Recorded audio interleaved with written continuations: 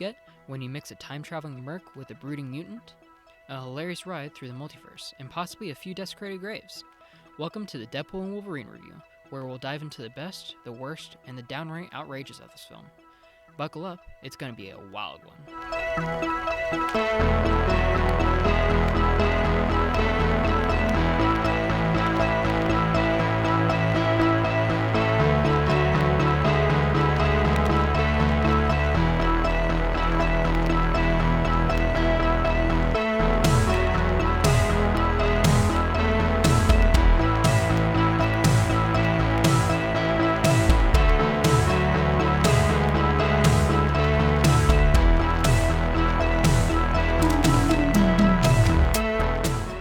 Hey there, movie buffs and TV junkies. Welcome to the Drive-In Chat podcast, the show where we roll out the red carpet for all things film and television. I'm Gabe Whiteman, and today we're unpacking Deadpool and Wolverine, the film that gave the MCU life again and somehow managed to shove in a plot about multiversal anchor beings. But first, let's get into some movie news. First, it has been rumored that Andy Serkis has been cast as Null, the symbiote god, in Venom: The Last Dance. It has also been reported that he will do voice acting for the character, implying that Null will actually be entirely CG. Honestly, if you check out my Twitter, which will be linked in the bio, I thought that I made this post already, and I thought that this was a bad choice. Don't get me wrong, I think Andy Serkis is a good voice actor. He did a good job with Caesar in the Planet of the Apes movies, and he did a good job in all of his other projects. However, I do think that he has a motive behind all this. That's the thing why I don't really want him in these movies is because he directed Venom: Let There Be Carnage, and I'm gonna be honest. I don't think this is a hot take because I think everyone thinks this. The movie sucked. Venom: Let There Be Carnage was the worst one out of the two. So Andy Serkis kind of ruined it. However, Andy Serkis being rumored that he's going to be Null in the second one, nah. There's something going on. There's a motive, there's something going on behind the scenes that they aren't telling us to why he's being Null and why he's even in the SSU. But if I had to actually pick somebody, I would probably actually say either Norman Reedus as Null. I think he would make a good Null. Or another choice that has not been said before is Bill Skarsgård. I think if it was just voice acting, Bill Skarsgård would do a awesome job at Null. But hey, we'll see how it turns out. It's coming. Venom: Last Dance is coming out October 25th. And I will be doing an episode on it. So watch out for that. But it'll be interesting. The second piece of news that I have is that it has been also rumored that Spider-Man 4 will be titled Spider-Man: The King in Black, with Null being the main antagonist and having Venom and Spider-Man teaming up to fight against them. I also have my own thoughts on this. I think this is the worst plot ever. I know this is a rumor, and to be honest, I don't think this will actually happen because it has been reported that Null will be featured in more MCU projects. However, and it has also been reported that the SSU will be merging into the MCU. It is official. However, I do not think that this is the right move, especially with the whole argument and the bickering and everything that Marvel and Sony had. I seriously don't think this is going to happen. Like, it would be kind of cool, but if Venom and Spider-Man are going to be in the movie as, like, a buddy, like, cop duo thing, that's so bad. No. If you're going to put Venom in a Spider-Man movie, he's going to be the villain. We want to see Spider-Man and Venom fight, not be like, oh, hey, let's do a good cop, bad cop situation. Like, no. We're doing this right. So, if I had, I really don't care. I don't think it's going to happen because the movie's not coming out until 2026, but I don't know. This is probably like one of the worst plots I've ever seen. But at the same time, the title is pretty sick. It's actually a really strong title. It doesn't have home in the name, so I guess that's a plus. And that's all for movie news. Stick around because I'm going to share my thoughts on the best and worst moments from the film, plus a new segment that will get your gears turning. Now, let's get into it. So let's start with what I liked about Deadpool Wolverine. So the first thing right off the bat that I actually liked, and I think everybody else found it funny, was the desecrating Logan's grave. It was such an interesting but awesome way to introduce a new Deadpool movie. Because like seriously, I remember when like back when like all we had was the teaser that Ryan Reynolds posted. Is like, hey Hugh, you want to return as Wolverine? Yeah, sure. And that's all the teaser we had. Back in those days, it was actually rumored that the movie was gonna like start in a way that will honor. It won't mess with Logan or anything. But it's funny because they say that, or it said that, and then when the movie actually came out and we actually saw it, it was like, oh yeah, so we're gonna respect Logan, Jk, or something like that. It was like more like something along the lines of, and we're gonna honor Logan, but not in the way you think, or something like that. I don't know. And then it just pans to Deadpool like digging up Logan because he thinks he's still alive. Oh man, that was such a funny moment. I love that moment. Like it was like because it was like da da da da da. We're not. And then like and the music starts playing like in this moment or whatever, and then yeah, and then he just starts playing or starts digging up Logan. That was funny. I like that. It was yeah, it kind of backhands Logan, but at the same time, it's that Deadpool humor. You gotta like the Deadpool humor.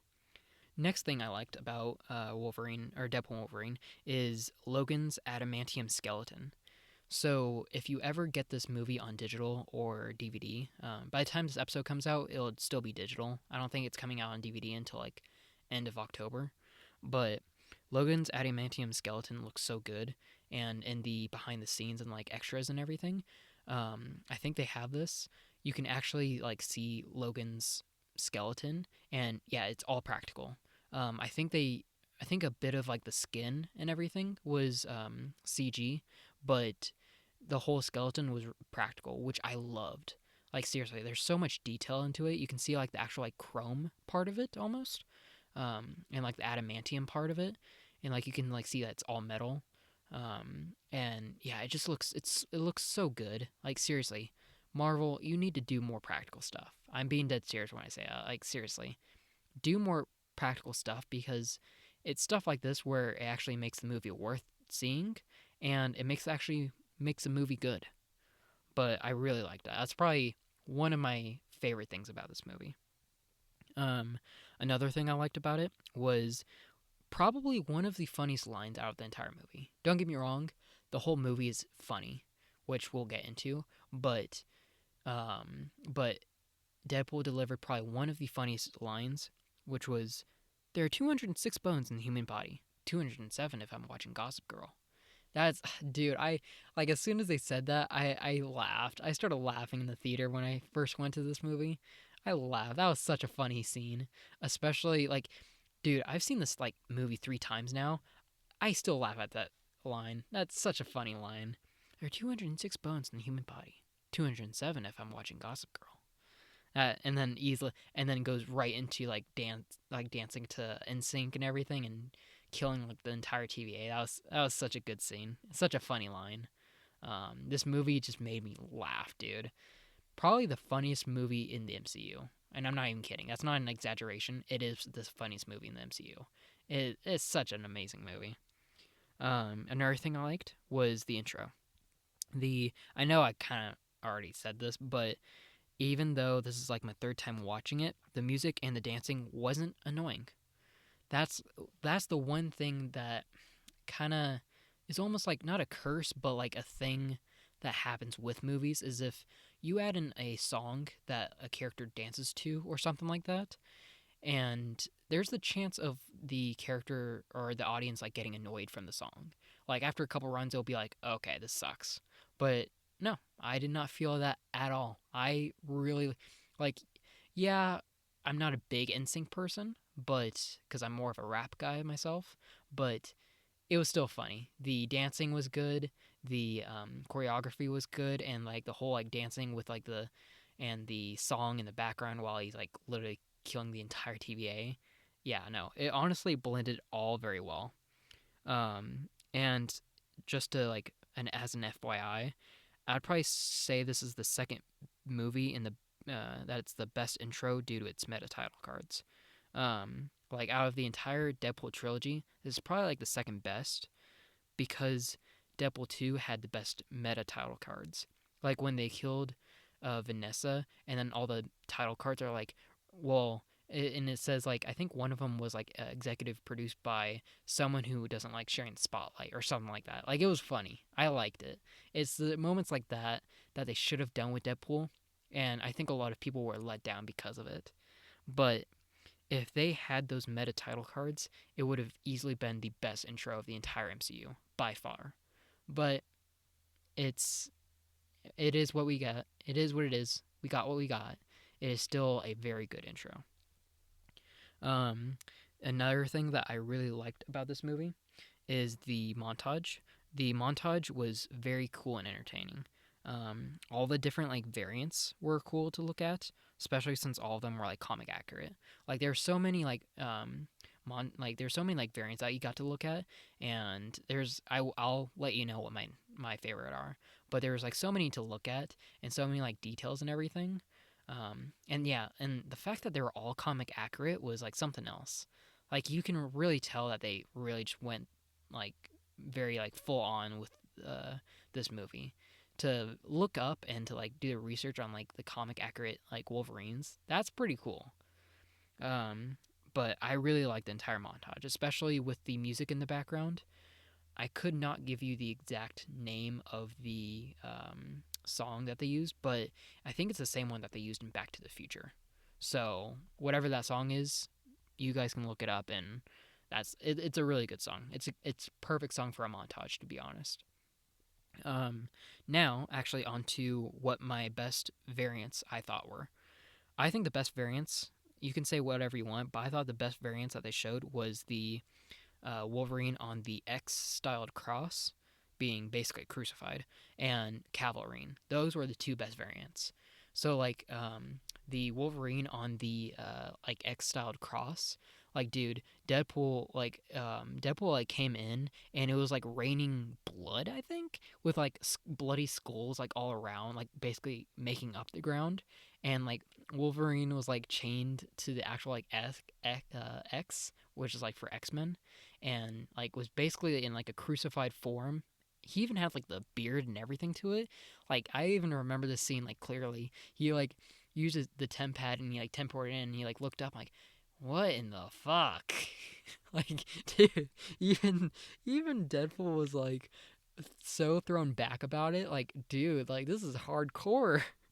Um and was like, and then when it showed him leaving, he was like, don't worry, it's not you, it's me. And dude, that was so funny. But the Calvarine, I will say, was a good one too. Not because of like the actual like how they did it, but the fact that it was Henry Cavill. Henry Cavill being Wolverine just felt right. I mean, literally Deadpool, that's what Deadpool said. He was like, I think I speak for everyone where this just feels right. And we'll treat you better than those like dickheads from down the street, which is like the jab at DC, which it's true. Don't get me wrong, Henry Cavill was good as Superman, but geez Louise, I think Henry Cavill would have been so much better as in the MCU. He would have made a good Wolverine.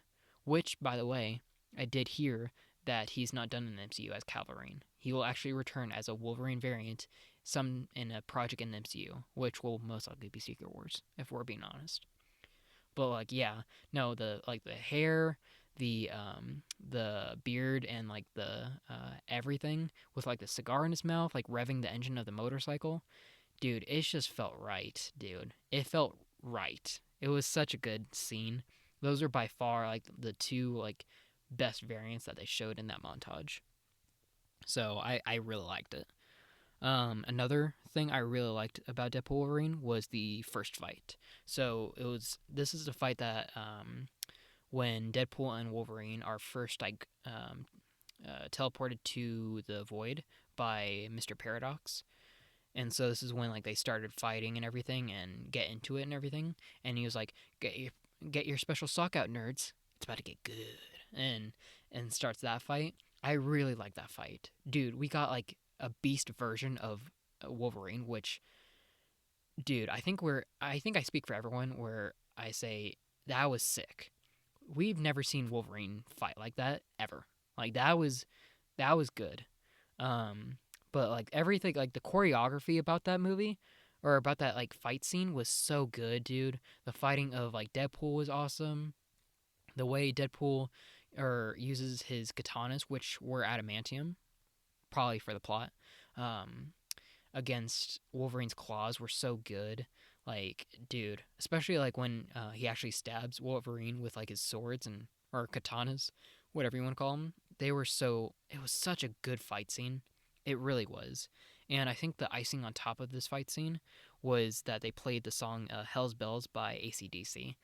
That was such a good song to play while fighting, and that was so awesome, especially when like Deadpool like is like nervous of fighting him, I think, and he's like, I don't want to hurt you, Peanut, or whatever, which I can't remember what reference that is, but it's such a good scene. It's probably by far one of my favorite or my favorite action scene of the entire movie. um my next pro or the next thing I really liked about the movie was the famous cameo scene. So not the one that introduces all of them, but the very first cameo scene. So it's a scene with spoilers, even though I'm basically spoiling all of it already. You can just go watch it on digital. Um, is when Deadpool and Wolverine meet Chris Evans, which they think is Steve Rogers' Captain America, which is funny because I mean, dude, we literally just saw him in Avengers Endgame like back in 2019, whatever, how many ever years that was. So yeah, no, so it was like that was a jaw dropping moment, if I'm gonna be honest, because when the movie was released, I didn't see it right away because I was working at the time. And so, because of that, I was trying to avoid spoilers. Him, I did not expect. I did see a spoiler before I saw the movie for the first time that a Fantastic Four member was going to be in it, but I did not see it was Chris Evans. So, it really like kept like the spark and like the cameo surprise for me. So, Chris Evans was a very good surprise and a very good like addition to like the cameos and everything. But when they introduced him, that was so funny. Seriously, like Deadpool, like, oh my gosh, he's gonna say it, and then like Chris Evans and Deadpool like saying it at the same time, and Deadpool's like Avengers Ascent, and then gets cut off by Chris Evans by Flame On, and then he goes like, I'm sorry, what now? And becomes Johnny Storm and um, becomes whatever his superhero name is. I forgot what it was. Um, but Human Torch, that's what it was. Sorry, it took me a second. But Human Torch, yeah, dude, that was so good. That was such a funny moment. I'm like, and especially after he gets his fire taken away from Pyro and like basically collapses and just dies basically. And Wolverine was like, no, I think it was actually Deadpool. It was like, yeah, we don't know that guy. I thought we did, and or something like that. That was such a good moment. That was such a funny moment too. Another good thing I really liked about this movie was the VFX of Cassandra Nova with her fingers inside people's head. Dude, that was actually a really good moment. The whole like moment of like, because you can like, especially with Deadpool, that was the one character that I was kind of worried about of like how they were gonna do that, but you can literally see like the ridges of Cassandra Nova's like fingers under the mask, so you can like see that it's like in his head, and you can see like the fingers going inside and out like into his head. Dude, that was so good, and the VFX are good. If I'm not mistaken, like please correct me if I'm wrong, but I'm pretty sure Weta did the VFX for this movie, which is a very big, which is a very strong production company.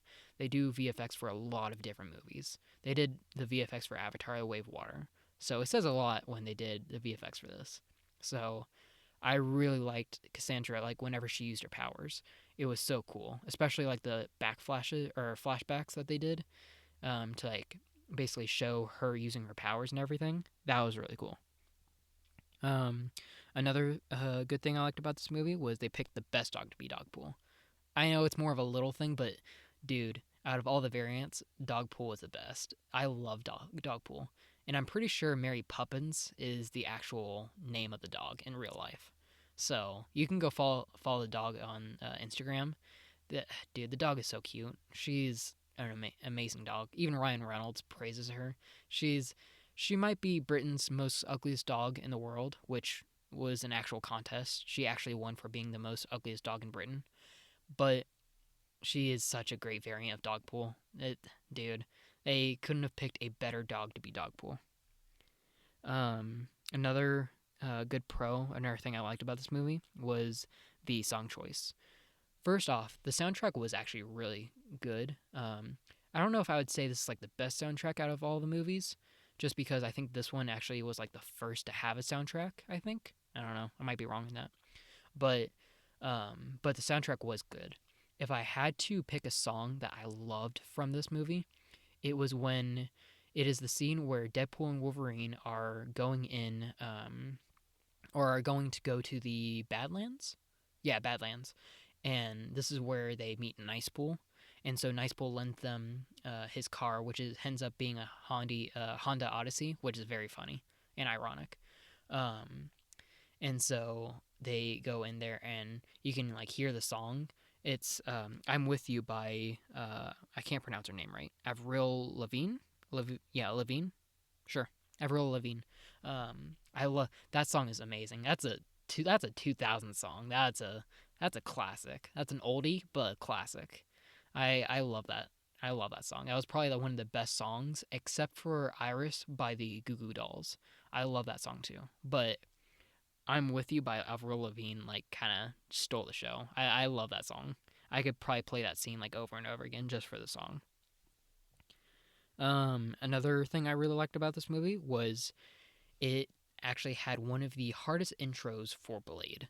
So like when it got to the scene where it like showed basically the rest of the cameos, which was Elektra, Blade, Gambit, and X-23, dude, that Blade deserved that intro. Like out of after 3 movies with Wesley Snipes, first off, Wesley Snipes being in the movie was a surprise.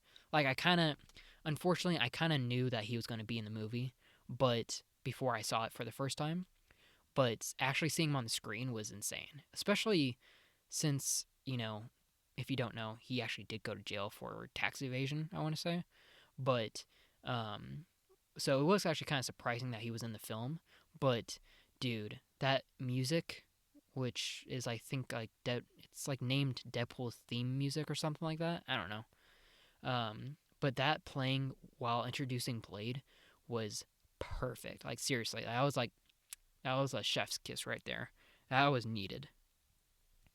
Another thing that I loved about this movie was the scene where Cassandra was like basically digging through Wolverine's mind in Ant Man's skull, and showed the grave flashback scene, which I'm gonna be honest, I don't know if they were graves per se, but it just looked like it was like a bunch of like hedges or stones. I still think that they're X-Men graves. I'm pretty sure, but it was him in a field, and it was him hearing basically like all like the yelling and the screaming and everything from the X-Men that died. And it revealed like all of his backstory and background and everything about him. That scene was so good, especially when it got to the part where Cassandra was like, "I can make that go all the way," and then it was like pure silence, and all you heard was crickets and at night in the field. Dude, that was such a good scene. That had so much like raw emotion, especially after he came out of it and was like saying like we need to take the helmet off because Cassandra got shot and all the rest of the stuff happened. But no, I thought that was such a good scene. Probably one of the best scenes I've seen with Hugh Jackman and Wolverine. Another good thing that I really liked about this movie is the fourth wall breaks. I love the fourth wall breaks. Dude, the fourth wall breaks were like actually something else.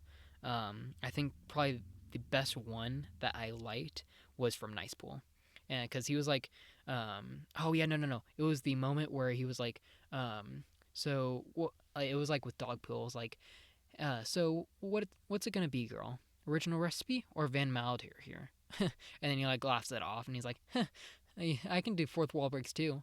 And turns to the side, like right at the camera, and was like, the proposal. And just like pure silence. And was like, and then Deadpool was like, bitch, do you think that's what I do? And oh my gosh, that's so great. That's such a funny scene. That was probably one of the best. And it's even better because I think it'll even be better if you watch the proposal with Ryan Reynolds and Sandra Bullock. That's such a good fourth wall break. Such a funny scene. Another one that I really liked was when Deadpool was like basically giving like his speech and his rant to the Deadpool Corps, and that scene was funny because he was like, "Come on, we need to stop with the multiverse thing. Wizard of Oz did it best. We just need to stop and like move on." And then Nice Bull cues in on like in the background is like, "I think it's been steadily great since Endgame." That's such a funny scene. I love that scene. Um, Another thing I did actually like about the movie was the casting. So yeah, I know Ryan Reynolds was Deadpool, and Hugh Jackman was Wolverine. But I love there was a couple like other castings, secret castings that people like picked up on. So like there was Blake Lively, Ryan Reynolds' wife, as Lady Deadpool, which that was up in the air for a while. They didn't know if it was going to be Blake Lively or Ryan Reynolds in a wig. So I thought that was pretty funny. That was a good casting. Um, Matthew McConaughey as Cowboy Deadpool. That was a good one. I really liked that one. Nathan Fillion as Headpool. That was a very good. That was a good casting. And then the surprise ones, which was Inez Reynolds as Kidpool and Olin Reynolds as Babypool. I think those were both very good castings. A bit of a surprise, but it's kind of funny and like heartwarming that Ryan Reynolds included his family into the movie. So that was pretty funny. Another good thing that I liked about this movie is oh my gosh, it's the moment where Deadpool uses Nice Pool as like a shield, and then like sits him down behind the van. It's like, okay, Hotshot, how long does it take for you to regenerate? And then Nice Pool's like, regenerate? And as he's like puking out blood and everything, and then it's just silence as you see like even Dogpool like exchanging glances. That's such a funny scene. I love that scene, dude. Um, the one shot was cool. I think I have to mention that. That's one. I have to mention that the one shot was cool. You can't go wrong with the one shot. I will. I have more to talk about that later, but I'll just say it right now. The one shot was cool. A bunch of Deadpool variants, just and Wolverine fighting with Deadpool against all the Deadpool core. That was good. Um, I liked Madonna's song. Madonna's song choice was actually really good, especially at the end. Madonna's song, "Like a Prayer," at the end of the movie was probably the best version, which is actually very good because they actually released it on like streaming platforms, so you can actually listen to "Like a Prayer" by Madonna, which is the choir version, the best version you should hear, from the ending of the movie. So that was such a good like song, especially with like all the flashbacks from like Deadpool with Vanessa like wanting to matter, and Logan and his background, and wearing his X-Men yellow suit. Like that was good. That was a good moment. And another thing was the Fox showcase reel. That like it was pretty like surprising because like the credits started rolling, and then it started showing the Fox showcase reel, and that was so heartfelt. Like, dude, especially if you've seen all the X-Men movies and all the Fox X-Men movies, like, dude, that it like it hits the heart. It hits the heart. I could watch it all day. I'm gonna be honest, I actually have not seen a single Fox X-Men movie except for the Wolverine, which was I think in the 2000s, I think. Where he goes to Japan or Tokyo or something like that. That one I watched. I thought that was good. But other than that, I've not seen a single one. The fact that I have not seen a single X-Men movie besides that one, and the Fox showcase reel got to me still, that really shows a lot. Like, it just shows so much love that I had for the Fox showcase, and or the Fox like characters and the X-Men entirely. So I'm like very intrigued on what they're going to do what Marvel Studios is going to do with the X-Men in the future. Um, and then the last thing I really liked was the post-credit scene. Dude, the post-credit scene was hilarious because Johnny Storm died in the movie, but it was funny because Deadpool like just comes in and is like, "You think I was lying? Watch this," and then it shows the camera. It's like, "Go on," and then and Chris Evans just goes off. It's like, "Girl, you crazy," and that's like what Deadpool literally says, and it's so funny. It's such a funny scene, and behind the scenes, Chris Evans had such a funny job doing that. It was such a good scene. But yeah, no, that all of those aspects, I loved every bit of this movie. Those were like that was everything I loved about this movie. Even though this movie is both growing on me and is amazing, I did have a few problems with it though. So first off, I think the biggest problem I have with this movie is Mr. Paradox. Don't get me wrong, and before I go any further, it's not Paradox just like a like separated by like just him himself. It's mainly the TVA in general, but Paradox is part of the problem. So like, don't get me wrong. I think Mr. Paradox is a somewhat interesting character. I think he's like basically going crazy because of the job, and he thinks he's king of the world, even though he's below his superiors and stuff like that. But I don't know. It just feels like he was just doing nothing basically. I don't know. It just didn't seem like he was almost like disrespecting the TVA to the point where his character, Mr. Paradox, the character himself, just kind of makes the TVA look like a joke, which I don't like. So I think that was like my one critique, the biggest critique I had from this entire movie. And I've even seen some people online agree with me that the TVA was just an entire joke in this movie. Like, they did not do anything at all. It just seemed like they were totally useless, basically. They didn't do anything. And Hunter B-15 shows up, which that was unnecessary too. Like, the TVA did not need, like, they needed to be in this movie, but they did not need to be in this movie. Like, I don't know. It was such a conflicting thing to feel. It's just Mr. Paradox was a mediocre character, and TVA as a whole did not technically need to be in this movie. Another thing, it's not more of a con per se. It's more of a something that needs to be maybe more thought out or studied. Is the idea of anchor beings. Don't get me wrong, the idea of anchor beings is really cool. I think it's a very cool concept, with a person or being in charge of their universe, and if they die, then their whole entire universe crumbles. I love that idea. However, there's one thing that kind of makes it a little bit of a rocky situation is like in terms of the multiverse, and in order to make this make sense, don't you think all anchor beings should be immortal? Like, think about it. Logan was immortal, quote unquote, from and he could regenerate. He was like over 400 years old, I think. The Logan from Earth 1005 or whatever the universe is. So he was basically immortal. He died, but he was basically immortal.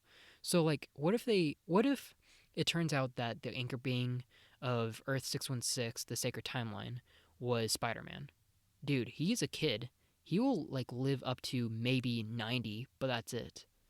So like, you see where I'm getting at? Like, I don't know. There's a plot hole within the anchor being situation. Like, it's a cool concept. I love the concept, but I feel like they still need to like write it out more.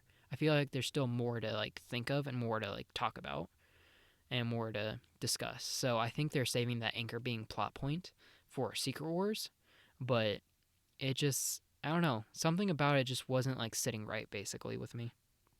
Um Another thing I didn't like was I kind of wish there was more screen time with Sabretooth. Because, like, dude, Sabretooth was, like, basically, like, the mortal enemy, or, no, I wouldn't say mortal enemy, but the main enemy of Wolverine. And just to have him be like, I'm coming after you, and then just a quick swipe of the claws and decapitated, like, Dude, no. It was funny how Deadpool was like holding his head though. It was like, "I got your precious Queen Furiosa. I can control the beast," or whatever. Well, and he just rumbles on. That was, yeah. I don't know. There should have been more screen time with Sabretooth, but for what we got, it was actually a pretty good moment with Sabretooth. Another thing I kind of have a gripe of was the VFX. I love the VFX was good. Don't get me wrong, but the VFX of Chris Evans' body when Cassandra Nova removes all of his skin was not the best. The skeleton and the muscles and like the organs and everything, like it still like looked fine, but like if any of you are curious, go and watch Guardians of the Galaxy Volume 2. That has so much better VFX for a human skeletal system. Seriously. Ego in Guardians of the Galaxy Volume 2 gets basically obliterated. And what ends up happening is basically, like I said, he gets obliterated, but when he comes back, his body like starts forming, but like basically like layer by layer of his body. So we got to see like his organs, his muscles, his skin, and everything like growing, and that was such good VFX. So I don't know why Chris Evans' body was much different. You know, I don't know. There was just like it could have been so much better. It really could have, but oh well. I think it is what it is. I think for what we got, it still looked fine. I wouldn't say it's terrible, but it was fine. Um, Another thing I did not kind of. It's not that I didn't like it. It was just more like something awkward and strange. Was the coexist bumper sticker.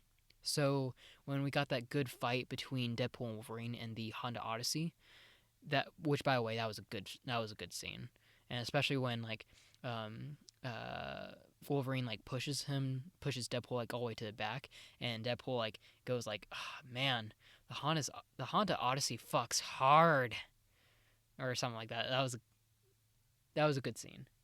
That was a very good scene. But anyways, back to the bumper sticker. Yeah, so it was kind of weird because the coexist bumper sticker, they kind of pan to it and like too much, and it was kind of a bit. It was just off-putting because like I get it since Deadpool and Wolverine have to like coexist together, but why was the bumper coexist bumper sticker involving a bunch of religions? That I don't get at all. So I feel like they could have probably done something better with that. The next thing I didn't really like per se was the quote, "Let this man cook." Like I know Deadpool said that to like, be funny basically, but I don't know. I don't know. It just felt like it was like I know it was supposed to be funny, but it sounded like Outcast dialogue, where it just basically dialogue to appeal to a new generation of audience, and that's why I didn't like it. If there's anything I have to say about this, number one rule with movies: never include Gen Z slang ever, and I mean like ever. Don't ever do it. Another thing I didn't like was this is the third time I'm watching this movie. This like when I reviewed this film, I watched it on digital, and this is the third time I've watched it. And Cassandra Nova's motive for the Time Ripper still did not make any sense. Seriously, like here this I wrote down her quote word for word. "You pissed on my side of the fence, so the fence has to come down." How does that make sense? Seriously, how does that make sense at all? That makes zero sense. Makes zero sense at all because like seriously. So what so if the fence is the void, I guess, then and I know pissing on your side of the fence was Pyro trying to kill Cassandra, but the fence has to come down. What does that mean? So does the fence represent the multiverse or like the universe? Is that what that means? Like I don't know. So okay, I guess now thinking about it, it makes more sense now because she was in the void, and the universe is the other side of the fence, and now the fence has to come down. So like I guess I that makes sense, but it was just so out of the blue. She even said that she was happy being in the void, and then was like, and then once she got into the real world, she was like, you know what? I'm just gonna I'm just gonna kill the entire universe. Like that made zero sense, especially after Cassandra had that moment with Wolverine and Deadpool, and how she felt basically bad that basically Xavier wasn't there, and Wolverine was like, Xavier would have went around the world to find you and blah blah blah. It's just it felt like out of the blue. It really did. Another thing that I didn't really like was the unbalanced part of this movie. Seriously, when I say this, the movie felt like it was 70-30 Deadpool and Wolverine. Seriously, it felt like it was like 70% Deadpool and a good like maybe 30% Wolverine. I don't get it just because it's Deadpool and Wolverine, so it should be a 50-50, but it isn't. It's a lot of the backstory and everything was spent on Deadpool, or not Deadpool, Wolverine, which I understand. He's a quote unquote new character, so I get it, but I feel like it should have been a 50-50. But what do I know? And the one shot, I did not care for it as much as everybody else did. Don't get me wrong, I did say yes, the one shot was cool. However, it did have a couple things wrong with it. So, number one, why did they make the Deadpools so dumb? Like, even Nice Bull was saying, oh, yeah, no, they're dumb as a rock, but they'll kill you. Like, why did they make them dumb? I feel like if they made them like, like the original Deadpool, then it would have been better. But why did they make them dumb? It just doesn't make any sense. Number two, why did they make the Deadpools like die? Like every time like Deadpool and Wolverine like kills a Deadpool, they just die. They straight up just like die and lay there. But then after they bust out of the bus, and it's like, and the baby starts laughing, all of them get up at once. Like, don't you like? And then Deadpool goes like, well, oh, I guess these ones regenerate. Like, what? Don't you think if Deadpool regenerates like on the spot. So don't you think if you try to kill one of them, then it doesn't work out well. That's the problem. Like Deadpool's regenerate like just like that, like within an instant. So why did they regenerate all at the same time, by the way, and get up all at the same time? It doesn't make any sense.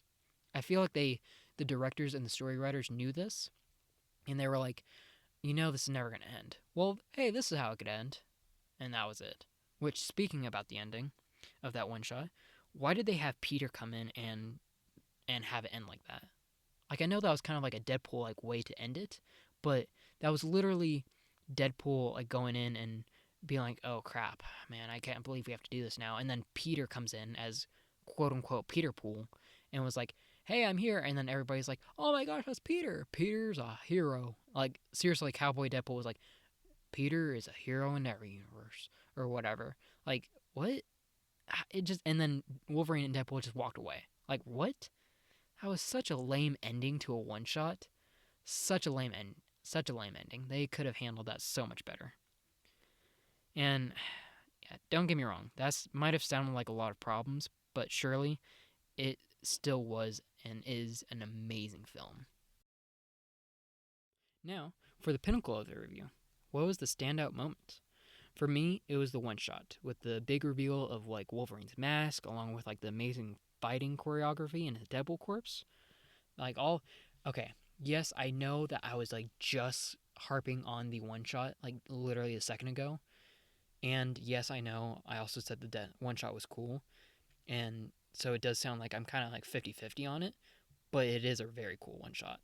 A hot take though, I do think the one shot in Guardians of the Galaxy Volume 3 was better than the one shot in Deadpool and Wolverine, but that's just me. I think there's better one shots, but I'm still not saying the one shot was bad.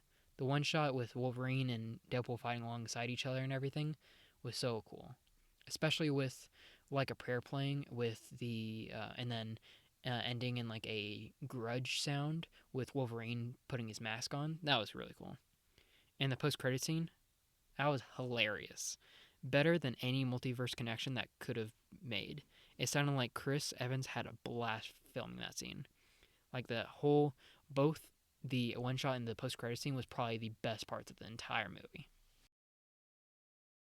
So, what did we learn today? Deadpool and Wolverine may have its flaws, but it brings humor, heart, and a little chaos to the multiverse. My final score of the movie? Drumroll, please.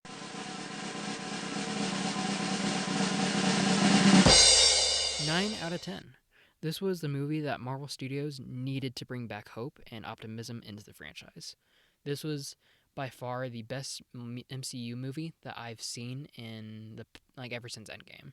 The only one that should compete with this movie is Guardians of the Galaxy Volume 3 and Black Panther Wakanda Forever. Those are probably the top 3 movies that are the best ones, and this is like the best yet. Now, let's end the episode with a little something I call Pitch Period. This is a new segment on the podcast where I tell you all my ideal pitch for the perfect movie. For today's episode, since this was a Marvel themed review, I'm going to tell you my ideal pitch for Spider-Man 4. So, here are the details. I'll mention the release date, the director, the plot, the casting, and post-credit scenes. So, let's start with the release date. I want Spider-Man 4, or my ideal Spider-Man 4, to release sometime in either 2026 or 2028. My idea is that I want it to be released either before Doomsday or after Secret Wars. I don't want any movies in between the two Avengers movies. And if you didn't know, that's what Infinity War and Endgame was supposed to be. There was not supposed to be any movies between Infinity War and Endgame, but then Ant-Man and the Wasp happened, and then Captain Marvel happened. It was kind of necessary for the plot, but yeah, it kind of sucked. But especially in this case, I don't want any movies in between those. So I think after talking about it, I would prefer if it was released in 2026 before Doomsday. Now, the director, for instance, though, I want it to be directed by the Russo brothers. I think they did an amazing job with the Captain America movies, and they were like basically solo movies, or at least the first two were. And it's going to be a shame that they aren't directing Captain America: Brave New World, but if they did a good job with that in the Avengers movies, they're going to do a good job with Spider-Man. And one of the reasons why I picked it was because the Russo brothers did a good job directing Tom Holland as Spider-Man in the Avengers movies. So I thought that was a very good choice. However, if that didn't really pan out, then I'm really not mad at Daniel Cretton for directing the movie. So if you didn't know, Daniel Destin Cretton, who directed Shang-Chi and the Legend of the Ten Rings, is directing Spider-Man 4. So, to be honest, I'd be fine with either directors, either the Russo brothers or Daniel Destin Cretton. And now, for the plot. This is like the big chunk. I've been working on this for a while, and I would probably say I would love to see this movie. So here's the plot. I want this to be a classic Spider-Man movie. Peter, who is still forgotten due to the spell, will be trying to balance hero work while trying to graduate college. However, occasionally, we will see him have an emotional breakdown / anxiety attack due to Aunt May's death and the fact that no one remembers him. However, as he continues to do his hero work, it is revealed that Kingpin, which is Wilson Fisk, is the mayor of New York and has banned all superheroes in New York, classifying all of them as vigilantes. This is where Kingpin will hire villains who end up being the Sinister Six, which is Scorpion, Prowler, Kraven the Hunter, Morbius, and Hobgoblin, which I will reveal the cast for. The Sinister Six will be tasked with capturing all heroes and putting them in prison, where Kingpin will finish the job, quote unquote. Basically, I mean, he's going to kill them. So no one will know that they'll be killing heroes, but he will. Due to this, Spider-Man will have to defeat all of them. After realizing he can't do this on his own, he ends up teaming up with Daredevil and Hawkeye. Eventually, they all defeat the Sinister Six. Evidence is presented and traces back to Kingpin, where the ban of superheroes will be lifted. However, Kingpin will still be mayor due to paying people off. So there will be a chance of when he'll, where it seems like he'll be like put out of office, but no, he won't. He'll basically bribe people and pay people money, and he'll still somehow be mayor of New York. which honestly, when I wrote that, it's a very classic Kingpin thing. Spider-Man, through help, learns that he can still make a difference even if, quote unquote, he is a blur in the background. Hawkeye and Daredevil will also help Peter with overcoming Aunt May's death, since Daredevil lost his dad and Hawkeye lost her dad as well. And that is the entire plot. Now onto the casting, which is like the big kahuna. So this is the casting. So Spider-Man will be played by Tom Holland. Daredevil will be played by Charlie Cox. Hawkeye will be played by Haley Steinfeld. Yeah, now I'm not talking about Jeremy Renner. I'm talking about Haley Steinfeld, and she's honestly one of my top celebrity crushes. Wilson Fisk / Kingpin will be played by Vincent D'Onofrio. I think that's how I'm pronouncing it. Scorpion will be played by Michael Mando, which is the same guy that we saw in Spider-Man: Homecoming. The Prowler will be played by Donald Glover.